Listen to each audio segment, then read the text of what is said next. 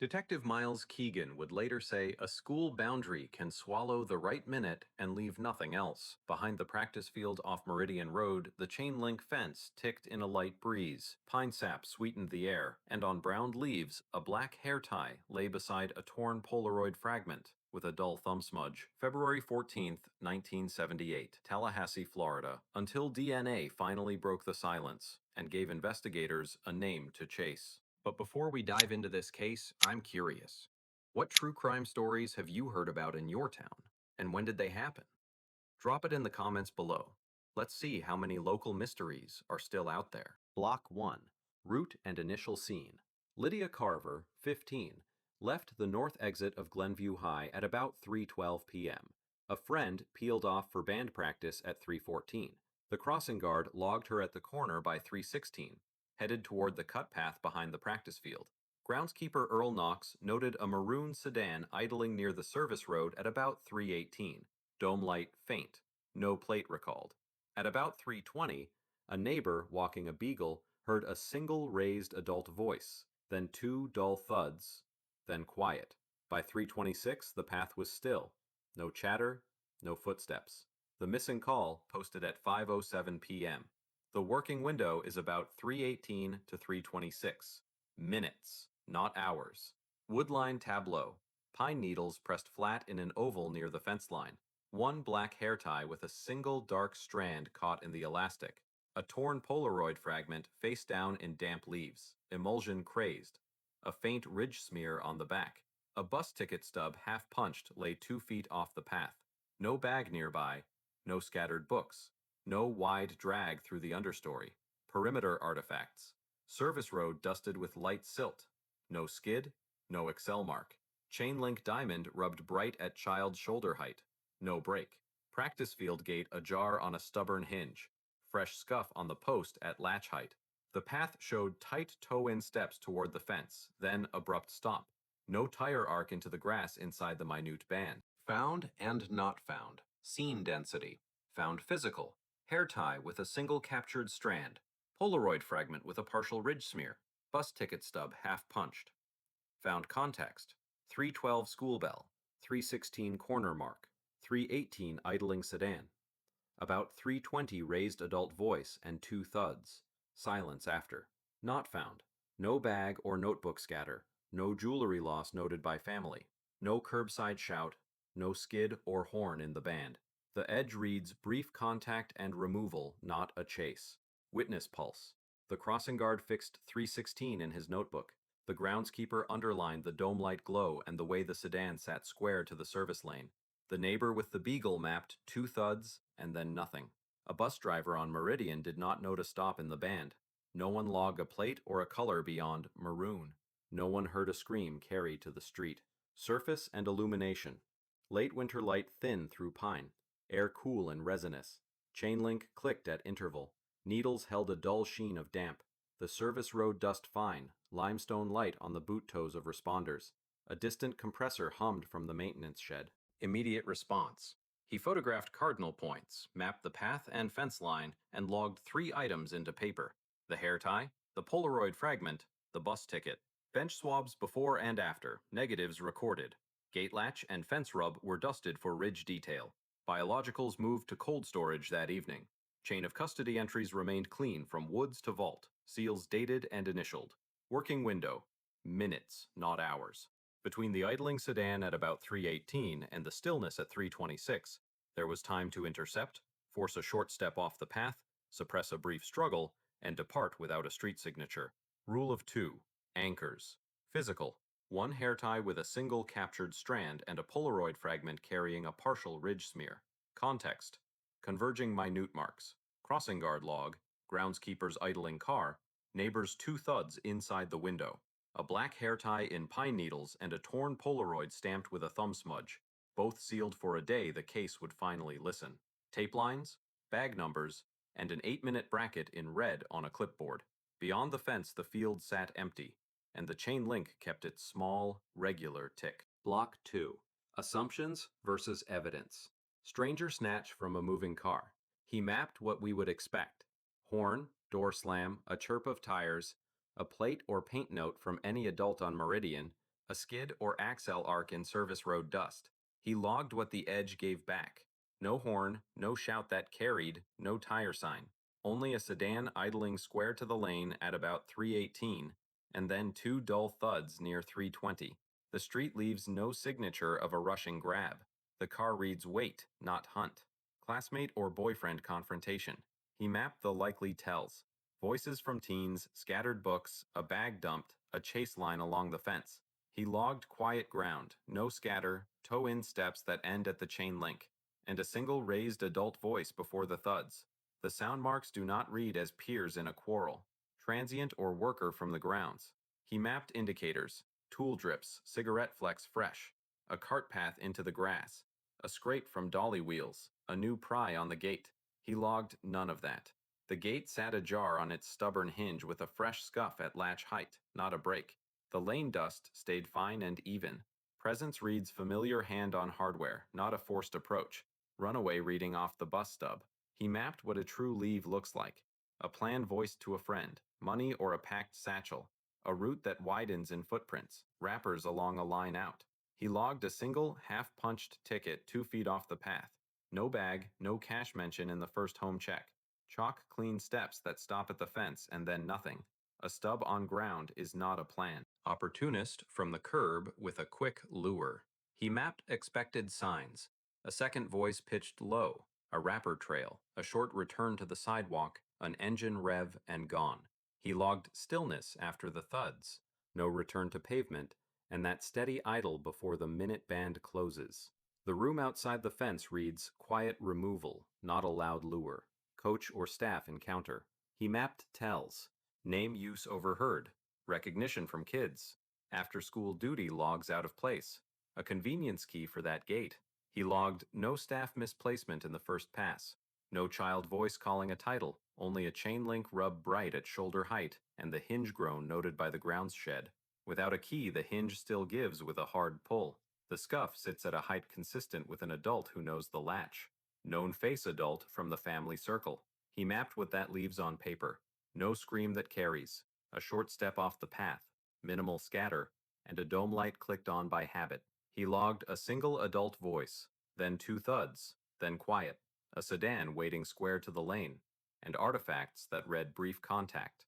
The minute band is narrow enough for a trusted driver who could stop here and not draw a curb witness. Hair tie, Polaroid, and negative space. He logged the hair tie with a single captured strand and the torn Polaroid fragment with a dull ridge smear. Partial or latent print, a fragment of a fingerprint ridge pattern that can still be enough to match, was present on the back of the fragment, but too shallow for immediate use. The decisive weight sits in what is missing.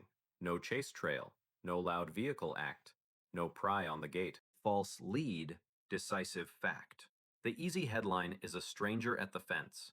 The decisive set is a quiet sequence inside minutes, an idling car that waits, a gate that reads handled rather than forced, a step off the path with no scatter, and silence after two thuds.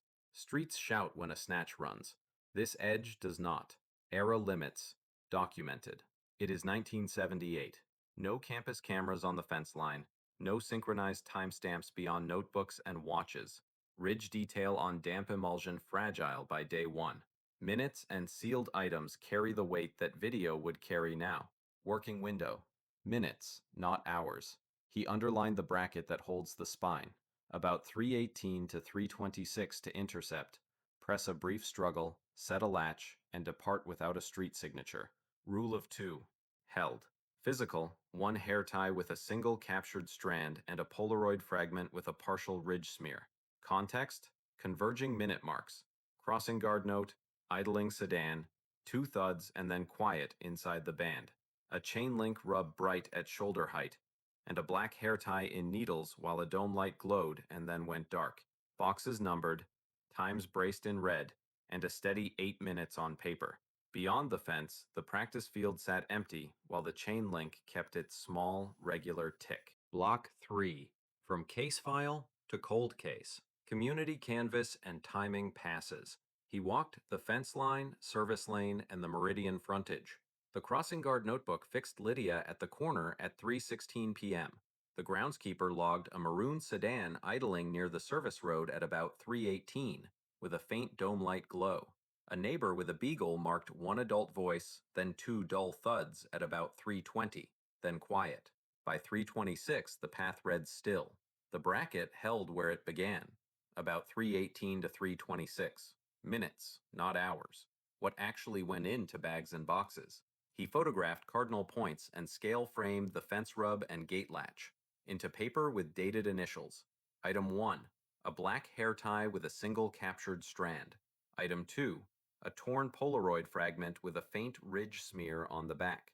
Item 3, a half-punched bus ticket stub. Lifts were taken from the latch and the fragment surface. Control scoops of service road dust were jarred for comparison. Chain of custody logged Woods to vault the same evening. Negatives recorded. Area search and recovery. A daylight line search the next morning extended north along the drainage swale behind the practice field. Personal effects did not widen the scene. 2 days later, deputies located remains at a culvert turnoff beyond the tree line. Scene team logged clothing as a single set, bagged for serology and sealed to cold. The wood line remained the initial contact site by logic, not by confession. Laboratory returns in 1978 terms. Serology on clothing recorded type O secretor trace, class only. Hair microscopy noted one long dark head hair without root material on the elastic, class only. The ridge smear on the Polaroid fragment sat too shallow for individualization by era methods. No fixed cameras on the fence. No synchronized time beyond watches and notebooks. The file carried minutes and objects, not a name. Leads that ran and thinned. Platts checked maroon sedans registered within a 1-mile radius, interviewed owners, and compared workday movements. No plate or paint match survived the bracket. Coaches, band, and ground staff were cleared by duty logs. The bus stub did not align to a driver sighting at the stop inside the band. Family circle, neighbors, and church contacts were interviewed in first and second canvasses. No statement placed a known adult within the 8-minute window in a way that held on paper. The idling car lead stayed ambient, not decisive. File shape across the years. The paper read the same on each pass. Quiet interception, minimal disturbance at the fence, brief suppression, and departure without a street signature. The Polaroid fragment remained odd and personal, class only. The hair tie stayed the best physical anchor to the contact site. The minute band never moved. Why it cooled in plain terms. No video. Partial ridge detail that did not rise. Class serology without a comparison subject. And an idling car description too soft to drive charges. Without a laboratory path to name a donor from the hair tie or the fragment, the case shifted from active to waiting while the bracket stayed exact. Chain of custody and condition on the shelf. Annual audits noted seals intact, labels legible, and freezer logs within range for biologicals. In 1989, the evidence refrigerator was replaced and contents transferred under one custody line. In 2004, property reboxing added barcodes and seal photos without extra openings. In 2016, a vault reconciliation confirmed the presence of Item 1, hair elastic, Item 2, Polaroid fragment, and Idea 3, bus stub, plus clothing packets and negative controls. Integrity held. Succession. One set of hands after another. 1978. Detective Miles Keegan opened, logged, sealed. 1989. Sergeant Ruth Delaney audited cold storage during equipment change. Integrity noted. 2004. Lieutenant Aaron Phelps oversaw reboxing and barcode indexing. No unnecessary openings. 2016. CSU verified labels, photographed seals, recommended modern testing when appropriate. Authorization and resources aligned. Working window. Minutes, not hours. The spine did not shift. About 3:18 to 3:26 to intercept at the fence. Press a short struggle and depart without a curb signature. Rule of 2, still in place. Physical. A hair tie with one captured strand and a Polaroid fragment with a faint ridge smear. Context? Converging time marks. Crossing guard entry. Idling sedan. Neighbor's count of 2 thuds inside the band. An envelope stamped hair elastic fence line and a card sleeve marked Polaroid fragment. Both sealed while chain link ticked in the wind. Audit lines, seal numbers, and an 8-minute brace in red on a clipboard. Beyond the fence, the practice field returned to routine, while the file waited for a laboratory that did not yet exist. Block 4. Technicals and Breakthrough. Why the file moved now. In 2023, the Attorney General's Cold Case Unit triaged the Carver file and marked it biologically viable. He noted a preserved hair elastic with a captured strand, a Polaroid fragment with a ridge smear, and continuous chain of custody from 1978. A county-to-state memorandum covered transfer, testing scope, and any genealogical work. One custody log followed the freezer pulls, repack, and sealed courier to the state lab. Reopen kit under clean protocol. He logged item order, fresh gloves per item, bench swabs before and after, negatives recorded. The hair elastic was swabbed at inner and outer bands, then rebagged. The Polaroid fragment was swabbed along the emulsion edge where the smear sat, then re-sleeved.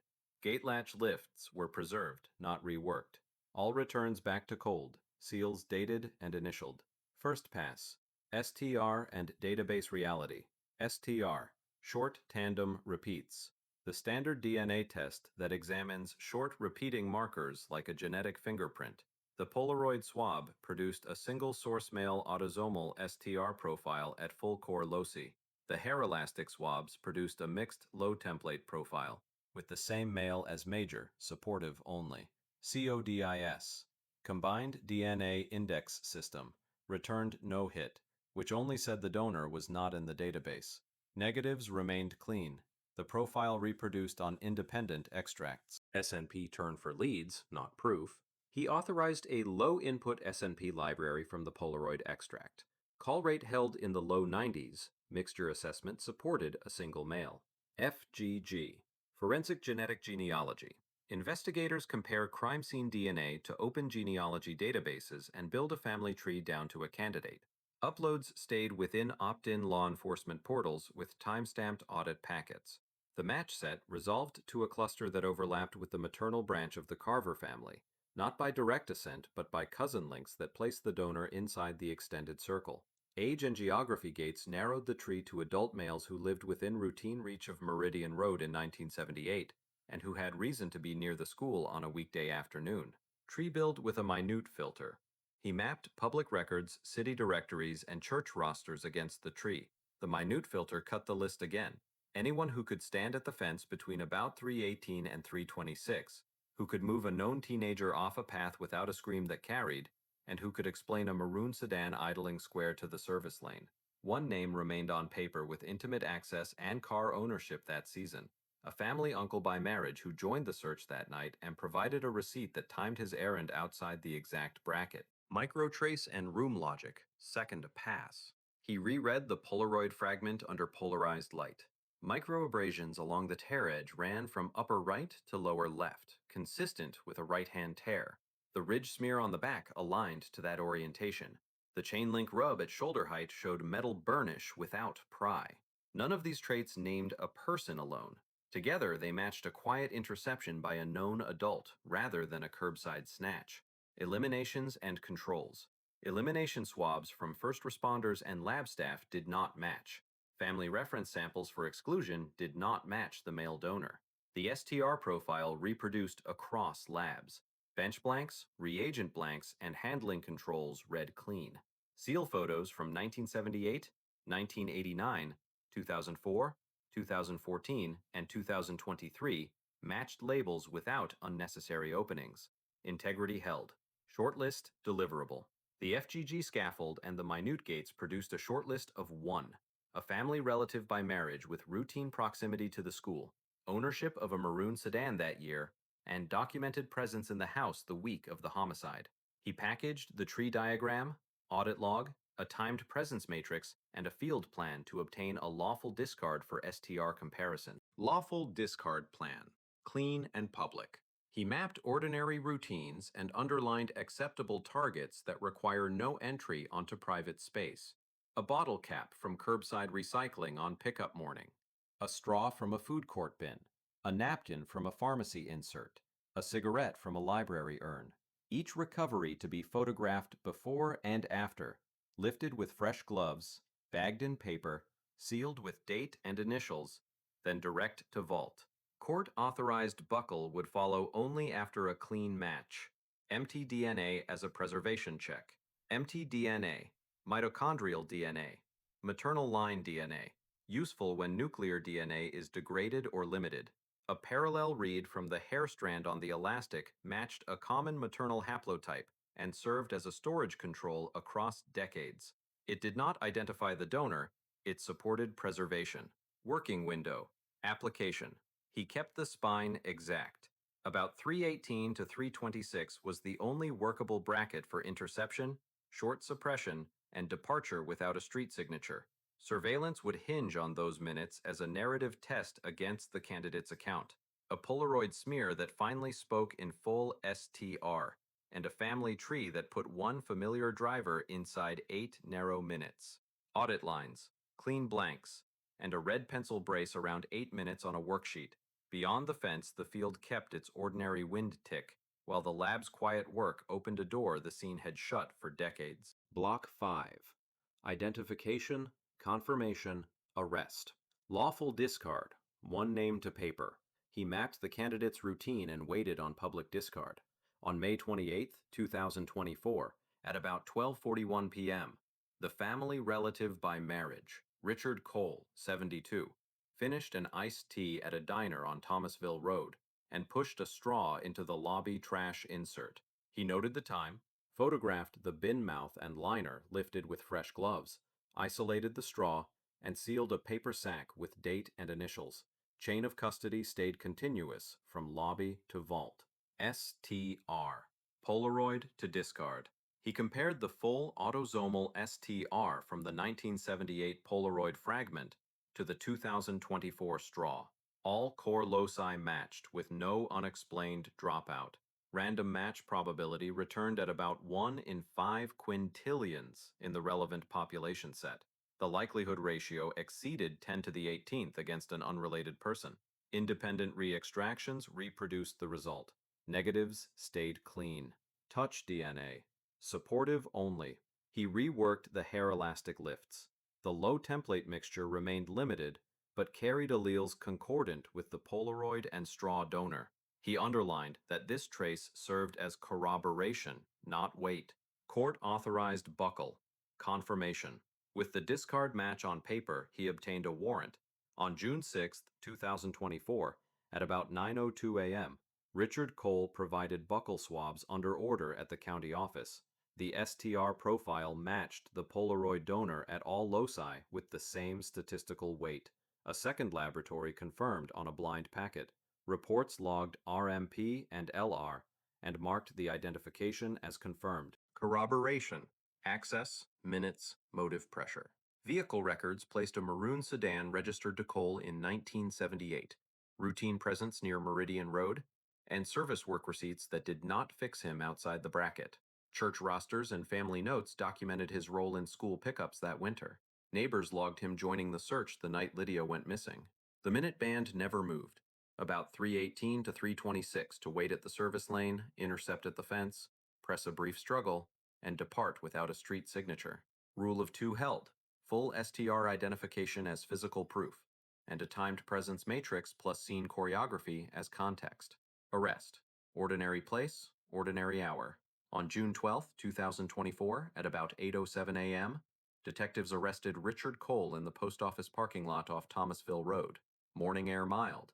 The flag halyard clacked against the pole. A mail cart wheel squeaked at intervals. He glanced once toward the blue drop box, set a small thermos on the trunk, and the lid trembled. Miranda was given and recorded. Statement. His words. In a recorded interview, post Miranda, he said, "I only wanted to talk." No further comment followed. The statement logged alongside car records and time marks. Closure. Procedure over decades. FGG was a lead. Proof came from discard, STR, and a confirmatory buckle. Chain of custody entries remained intact from the 1978 Polaroid sleeve to the 2024 confirmatory samples. Seals dated and initialed. No unnecessary openings. The name on the warrant finally aligned with the 8 narrow minutes on the clock. Working window. Minutes, not hours. The spine stayed tight, about 3:18 to 3:26. Weight, intercept, short suppression, clear. clean departure. A torn Polaroid with a dull thumb smudge in 1978 and a straw from an ordinary lunch in 2024 closed the distance between a wind-ticked fence line and a name on a charge sheet. Typed loci, seal numbers, and a warrant return stamped to the minute. Beyond the chain link, the practice field kept its ordinary wind, while the case file finally spoke.